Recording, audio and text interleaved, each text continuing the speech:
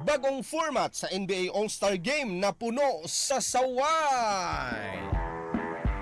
Napuno og mga pagsaway ang bagong format sa National Basketball Association NBA All-Star Game. Usa na si Phoenix Suns forward Kevin Durant sa mga nisaway niini ug ang ubang superstar sa liga. Hinumduman ginunso kini sa liga wag tangon ang format sa All-Star Game nga S versus West. Ang bagong format mauning season musubay sa 4-team 3-game one-night tournament. Din lang kuban og tulo ka teams ug walo ka All-Star players matag usa samtang ang ikaupat nga team mao mudaog sa Rising Star Challenge nga kumbatihon sa rookie ug sophomore players. Kinsa ang team nga mao'y unang makaabot sa 40 puntos mao'y mudaog sa tanang mga sangka sa format ini. Pagay ng All-Star Game karong Pebrero 16, 2025 nga bulwarte sa Golden State Warriors Chase Center. Sa dili pang All-Star Game, duha ka adlaw unay pagay ng Rising Star event kini tingwa ni NBA Commissioner Adam Silver nga mas hugot ang kumbati hinungdan giusab ang format sa All-Star Game. Tataw sa naandang format niini grabe kaluag ang depensa sama nga nagduwa-duwa lang ang mga player niini. Sa niaging All-Star Game season nagkumbuya ang S versus West nga nimugna og 397 puntos nga kuli kini may tabo kung hinugtanay nga duwa.